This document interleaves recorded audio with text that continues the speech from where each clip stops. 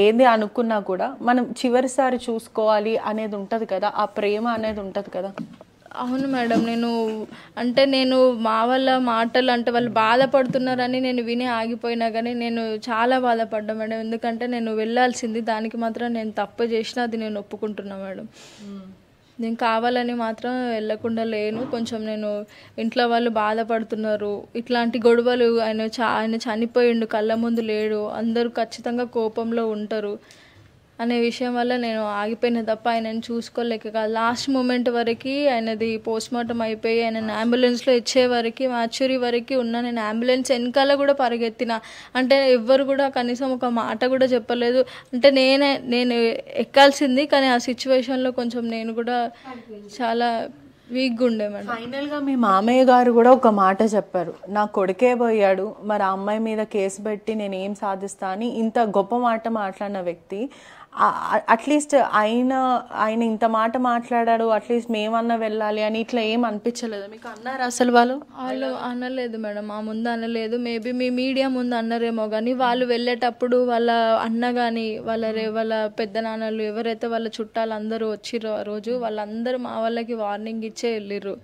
అందుకోసమే భయపడే వెళ్ళలేదు. భయపడి అని అంటే ప్రాణం పోయింది కదా, మళ్ళీ ఏమవుతుందో అనే ఒక ఆలోచనలోనే వెళ్ళలేదు. వాళ్ళ తర్వాత మాకు మెసేజ్లు కూడా పెట్టిర్రు వాళ్ళ అన్నయ్య, మిమ్మల్ని అంత ఈజీగా వదిలేయము, మా తమ్ముడు ఎట్లా చనిపోయిండు మిమ్మల్ని కూడా అట్లనే, నిన్ను కూడా అట్లనే చంపేస్తా అని పర్సనల్గా నాకు మెసేజ్లు కూడా ఆయన పెట్టిండు.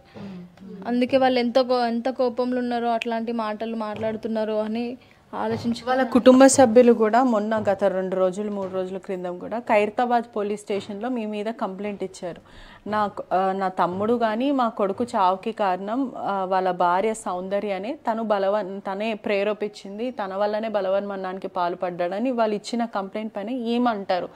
ఇంకొక ఎలిగేషన్ కూడా వస్తుంది, మీకు అనేక రిలేషన్షిప్స్ ఉన్నాయి, అదే కాకుండా అనేక మందితో ఉంది, అదే వాళ్ళ అన్న ఎవరైతే అనిల్ అన్న వ్యక్తి ఉన్నాడో అతనితో కూడా మీకు రిలేషన్షిప్ ఉంది, సొంత అన్నని ప్రేమించి ఆ తర్వాత మళ్ళీ తమ్ముడిని ప్రేమించి తమ్ముడిని వివాహం చేసుకుంది అని కూడా కుటుంబ సభ్యులు ఆరోపిస్తున్నారు. ఏం చెప్తారు? వాళ్ళ అన్నయ్యను నేను ప్రేమించలేదు మేడం. వాళ్ళు సొంత ఇంట్లో వాళ్ళు రిలేటివ్స్ కాబట్టి చిన్నప్పుడు వాళ్ళు పేర్లు పెట్టుకునేవాళ్ళు. నా శారీ ఫంక్షన్లో వచ్చి మా వాళ్ళకి తెలియకుండానే వాళ్ళు పట్టీలు వేసిర్రు నాకు. అంటే మా అమ్మాయి ఇంకా మా పెద్దోడికే ఇస్తాం ఈమెని అని చెప్పి మా వాళ్ళతోనే ఆ టైంలోనే వాళ్ళు మాట్లాడిర్రు. ఆయనతో అప్పుడు చాలా చిన్నప్పుడు శారీ ఫంక్షన్ ఎప్పుడు అవుతుంది మ్యామ్, 10-12 years ఏజ్లో అవుతుంది. నాకు ఆయనతో లవ్ ఎట్లా ఉంటుంది? ఫస్ట్ వాళ్ళు పేరు పెట్టుకున్నారు. వాళ్ళ అన్న కూడా నన్ను ఆ టైంలో ఇష్టపడేటోడు, అంటే చేసుకుంటావా అంటే చేసుకుంటా అన్నట్టు అట్లా ఇష్టపడేటోడు. కానీ నేను ఎప్పుడు ఆయనని ఇష్టపడలేదు, లవ్ చేసుకోలేదు. రాజు నా వెనకాల తిరగడం వల్ల నేను హ్యాపీగా చూసుకుంటా అని నాకు ఒక నమ్మకం కలిగడం వల్ల నేను ఆయనని ఇంట్లో వాడే కదా అని చెప్పి యాక్సెప్ట్ చేసి నేను పెళ్లి చేసుకున్నాను.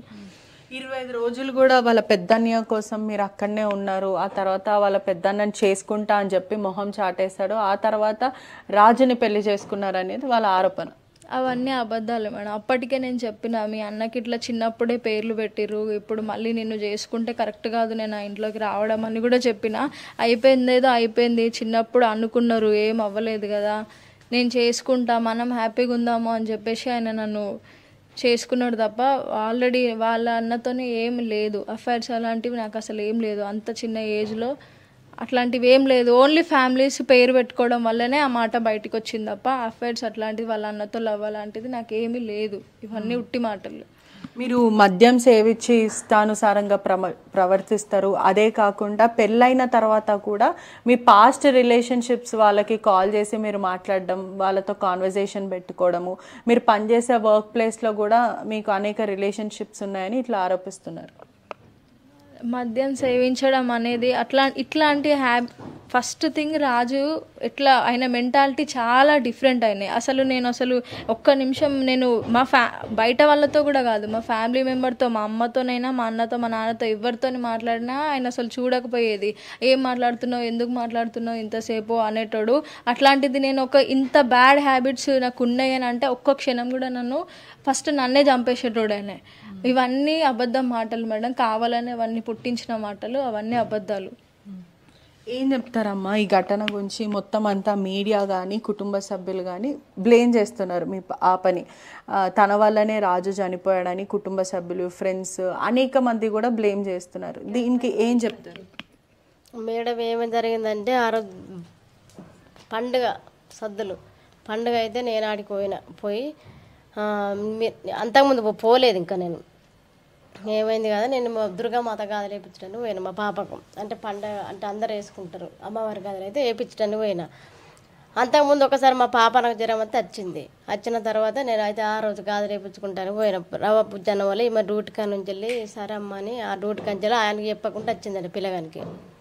చెప్పకుండా వచ్చిన వల్ల ఫోన్ చేసిండు, ఏంది సౌందర్య నీ ఇష్టం వచ్చినట్టు తిరుగుతావు, నీ ఇష్టం వచ్చినట్టు చేస్తావు, నాకు చెప్పవా, నువ్వు చెయ్యవా, కనీసము నాకు చెప్పకుండా నువ్వు ఎట్లా పోతావు, నువ్వు ఎట్లా చేస్తావు, నాకు చెప్పాలి కదా, చెయ్యాలి కదా, నీ ఇష్టరాజ్యమా, నీదా అదా ఇదా అని ఇక ఈమె నాదలో బొమ్మ అంటండి. ఇక ఈమెను అన్న వల్ల నేను ఏడికి పోలే రాదు, అమ్మకి ఇట్లా గాజులు వేపిస్తాను అన్న వాళ్ళు వచ్చిన, నేను ఎక్కడికి పోయినా నీకు చెప్పకుండా చేయకుండా అని ఈమన్నది. సరే ఇటు ఈ బుజ్జి మొన్న కూడా జ్వరం వస్తే కూడా అత్తే ఊకే పోవద్దు చెయ్యొద్దు అని అంటాడు కదా. ఎందుకు అంటాడు, అమ్మాయి కదా బిడ్డ కదా రా చెయ్యరా, మరి ఇక్కడ వేరే వాళ్ళకి నువ్వు పోలేదు కదా, అమ్మ వాళ్ళ ఇంటికి వచ్చినావు కదా, నువ్వు ఎక్కడికి పోలేదు కదా, ఇదని ఎందుకు రాదు, నువ్వు అట్లా మాట్లాడుతావు ఇట్లా మాట్లాడుతావు, నీకేమైనా కాగితం రాసి ఇచ్చిన్నా అని నేనన్నా.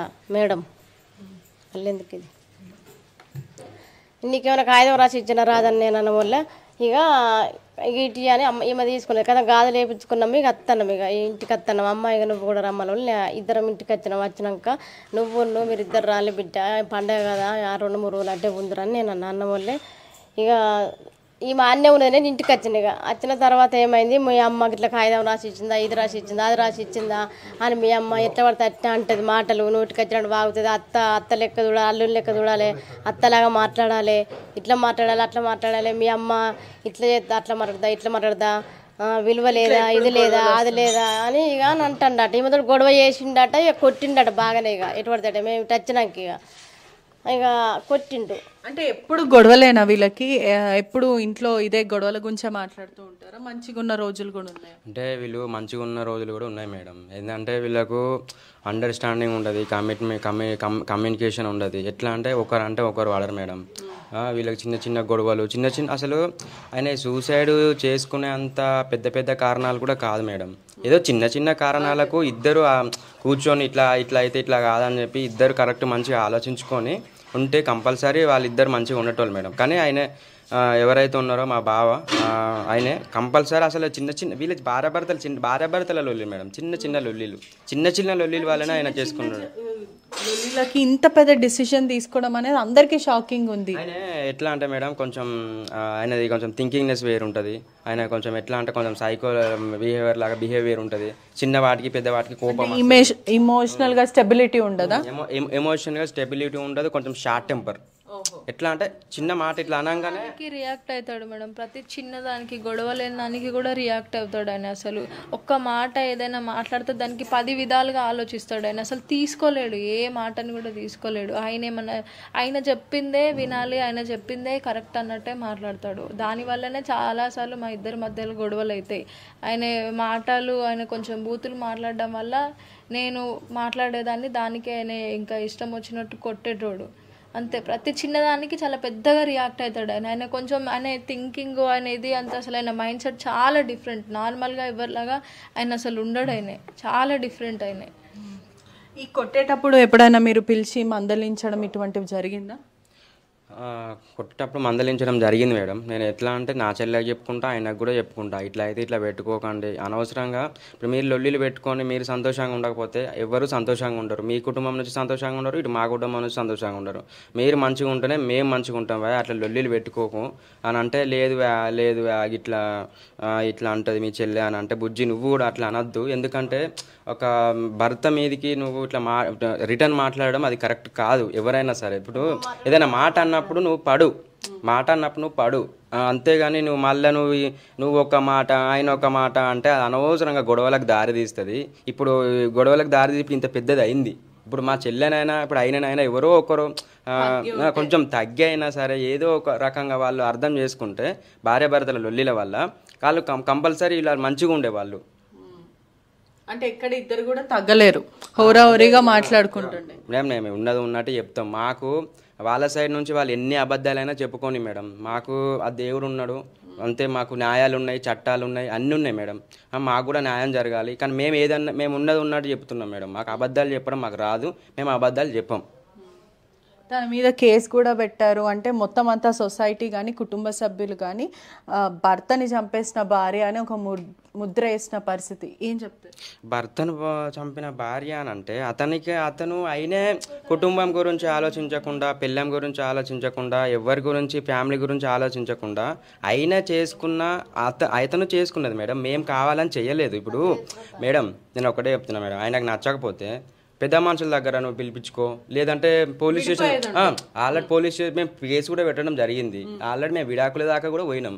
పోతే వాళ్ళే వచ్చి కాలేలో వాడు ఇంకా మేము చేసుకుంటాం ఇక అయిపోయింది కదా, లొల్లి అయిపోయింది కదా, మార్పించుకుంటాము, మంచిగా మారుతాడు అని చెప్పి వాళ్ళే రావడం జరిగింది. ఇంకోటి ఏంటంటే మా చెల్లెనైతే చంపలేదు. ఎందుకంటే అతనికి ఆయన అనవసరంగా ఒక రాంగ్ స్టెప్ వేసిండు. ఎందుకంటే ఆయన కొంచెం ఆలోచించుంటే నువ్వు విడాకులు తీసుకొని వేరే అమ్మాయిని తీసుకొని బతుకు, నేను